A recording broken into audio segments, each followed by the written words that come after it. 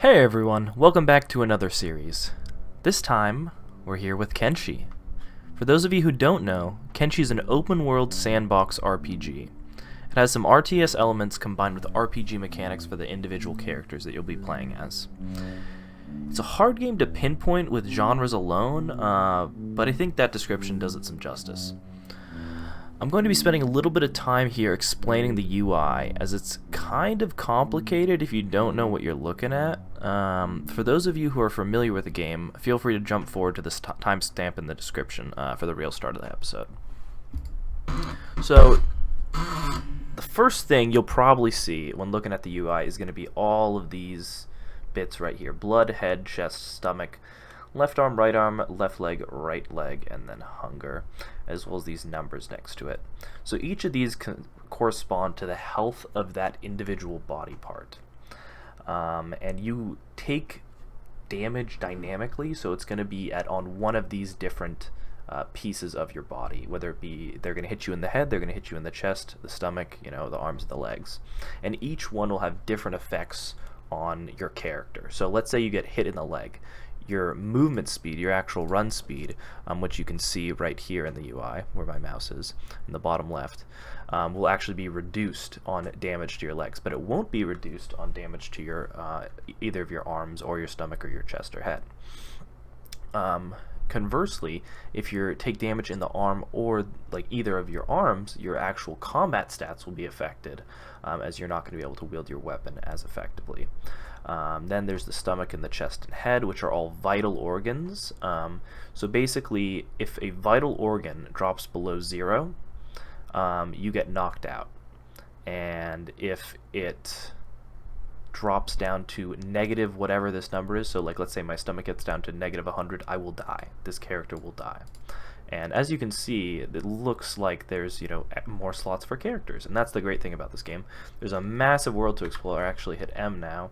So this is where we are right now. You can zoom in really far, and this little icon is one town in this massive map. And so basically we can get more characters who also have stats like this that also need to be trained up and have the chance of dying and everything like that. So then I guess I'll go over all the different stats on the left.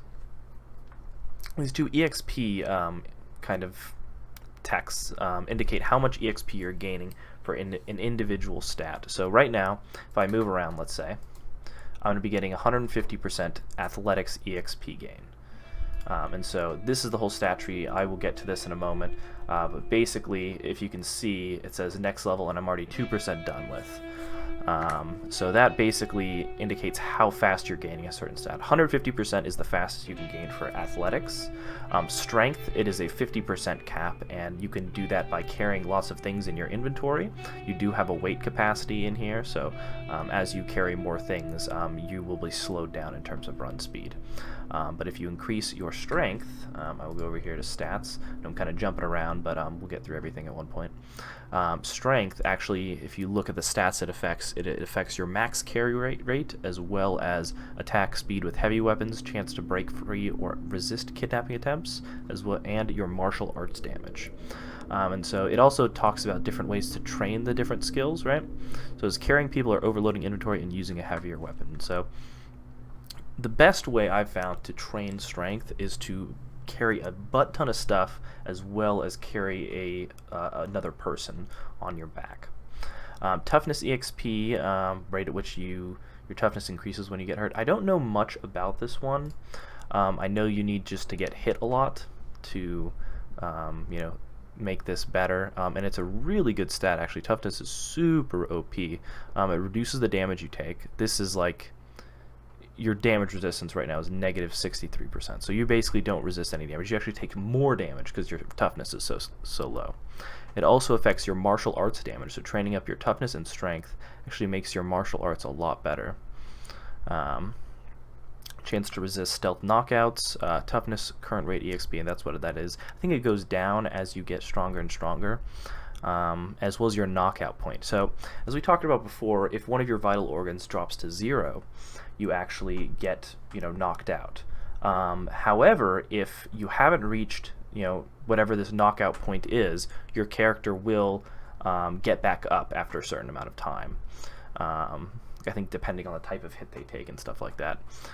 So a really good thing to do is to train your toughness up to a level where you can just go and fight random people and they just knock you out and you get even more toughness EXP, but you get back up before your knockout point gets to a certain, before you reach your knockout point and you cannot get up anymore.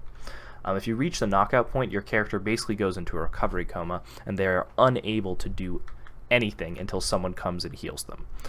So basically, if you're a solo character and you reach your knockout point and you're dying, you're going to die unless somebody comes along and saves you.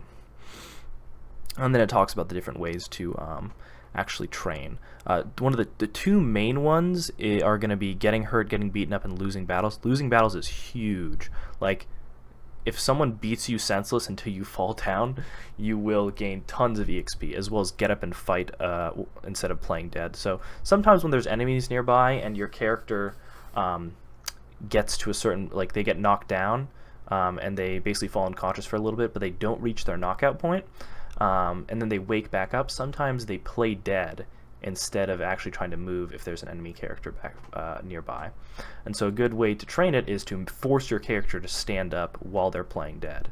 And I don't know how to tell if one of your characters is going to be playing dead or not, but we will learn that as we come to it. So we kind of talked about KO point. It gives a little tooltip here. When an injury to a body part goes below your KO point of -10, they are down for good. Your body will enter a coma and won't regain consciousness until all critical body parts above have healed to 0. Have healed to above 0, I think. Yeah. So run speed, kind of self-explanatory. It's based on your athletic skill, which is one of the first things most people recommend you train. Luckily, I'm playing as a Scorchlander, and this is one of where one of my racial EXP bonuses go. So I get times 1.2 EXP rate whenever I'm trying to train this, and this affects your max run speed, basically. That's pretty much it. Hunger rate, how fast you get hungry. There's a racial hunger rate bonus.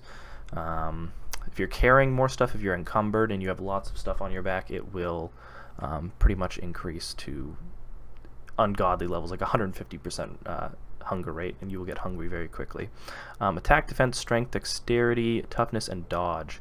And so the first one we'll talk about is going to be melee attack. So melee attack is, as you can see right here, frequency of attacks on opponents and chance of attacks not getting blocked.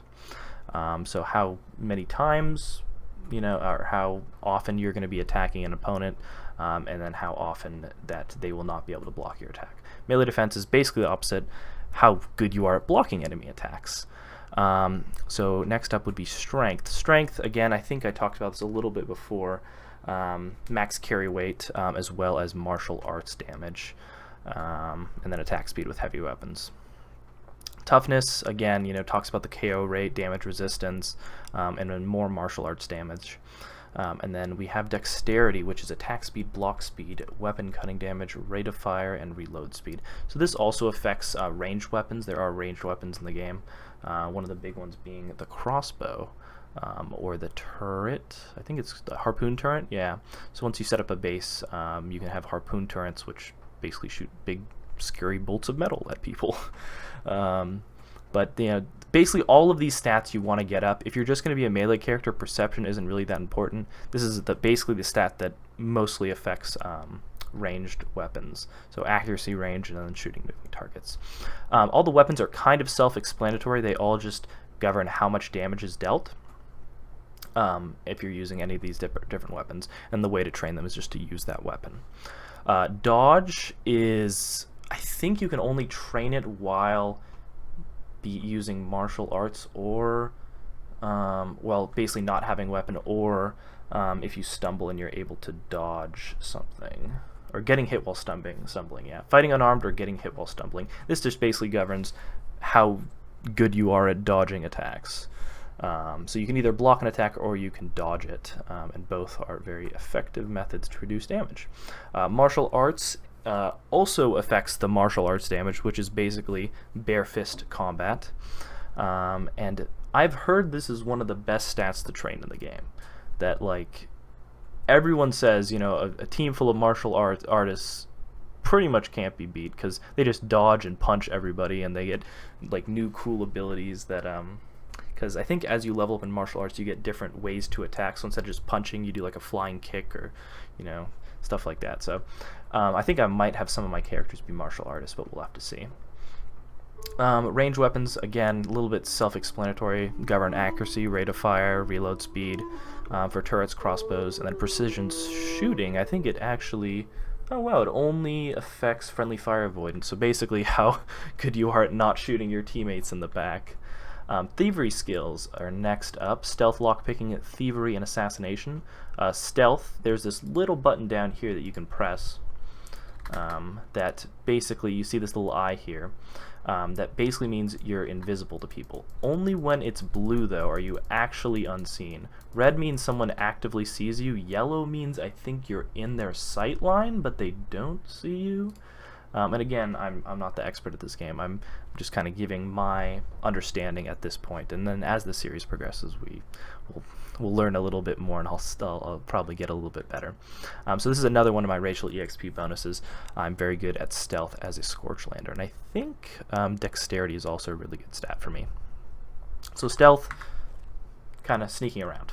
And there's this little sneak button down here at the bottom right. And again, we'll talk about all this stuff at one point. It's probably going to take like 20 minutes to talk about everything, but that's alright. So next up is lockpicking. There are different things around the map that you can actually unlock. Some of them are gates, some of them are actual like boxes in people's homes that you can actually unlock and steal their stuff in there. Some of them are prisoner cages. If you ever get captured, your lockpicking skill will govern how good you are at actually picking the lock and escaping. And the best way to train that is picking locks and I guess special training equipment. Yeah, that's another thing that we'll probably get into. There's a little ninja base over here, and they have a bunch of training things that you can use to actually get stronger. As well as a really cool trader who sells some weapons and stuff, which we're not going to be able to use. But we'll talk about that in a moment after we finish talking about all these different things. So thievery, stealing items, that's like, so let's say I unlock one of these chests, stealing items from it actually increases my thievery skill, and it lowers the chance, I believe, that people will actually hear me steal things, and it increases the chance that I'm going to be able to sell stolen goods to people who wouldn't normally buy stolen goods. Some people are just going to buy stolen goods and they're not going to care, and they're just going to be like, sure, as long as, you know, I can use it, whatever. But for people who don't just accept stolen goods, thievery will govern how good you are at selling to those people. Assassination, if you are in stealth mode and you sneak up behind someone, if you see this, what is this, a hungry drifters? Ooh, I can hire him. Anyway, you see this like little punch and then 48. So I have a 48% chance to walk up and quote-unquote assassinate him. It's more of like a knockout rather than an actual assassinate. But that kind of governs, assassination kind of governs the chance that you'll be able to successfully do that. Athletics we kind of talked about, just governs max run speed. Again, I have another racial bonus in here from being a Scorchlander. Swimming, there is water in the game and you can swim through it. This affects how fast you are at swimming. Sciences, some of these are going to be, well, trades are going to be the most important for me in this playthrough, but sciences actually are really good too. So field medic is the rate at which you heal yourself. So again, we talked about how you can take damage to different body parts. With a bandage, you can actually heal your different body parts with bandages, and this will increase the rate at which you heal as you level it up. Engineer, once you actually get a little bit farther into the game, you can start building your own towns. Like you see these little defensive walls down here, Defensive Wall 4, and they're owned by the Holy Nation Outlaws. You can actually go and build your own city with different buildings and stuff, and walls and gates and harpoon turrets and all that fun stuff. And engineer governs how quick you build and repair things. Robotics, I haven't quite gotten into this, but to my understanding it is mostly used for if you're a skeleton, you actually this is basically your field medic for skeletons. Science, I don't know why I'm at 20% on science already, but All right. There's a research tab in the game if you look right here, and as you start building your base, you're going to want to get better and better stuff. So like the first level in defense is makeshift walls, and so these are like really basic walls that aren't all that strong. They're not going to. One second. The sound of the music I think is actually really loud. Pardon me. It's like blaring in my ears. Anyway, we were talking about science, yeah. So makeshift walls, they're pretty much the worst wall you can get. These are defensive walls for. So as you level up your tech stuff, you can learn to craft different things and store different items and build different houses. So it's really important to actually start leveling that up and start researching. I'll probably have a dedicated researcher at some point in this. Alright, and then we're going to get into trades. Weaponsmithing, armor smithing, crossbow smithing. Let's talk about these three first. So my character has a bonus in weaponsmithing and armor smithing. Basically, you can craft your own gear. Different weapons, different gear, all that kind of stuff. So that's pretty cool. And then armor is the same way. And as you get better and better, you can craft armor and weapons of higher and higher quality, and you craft faster. And so one of the things about this playthrough that I'll talk later about is the only items that I'm going to be getting for my characters are going to be either they start with them or I craft them myself. So as I get new drifters into the team, if they have good gear on them, that's what they'll keep until I upgrade it. So if I go and hire Logan over here, he will have this, I think it's a half plate chest, his hat and his pants and boots, basically until I craft him better stuff. And there is going to be no trading, so I can't take Logan's gear and put it on me. He's gonna have that, and I'm gonna have this. So this is all I'm gonna have for my main character for a while until I actually start crafting some better gear.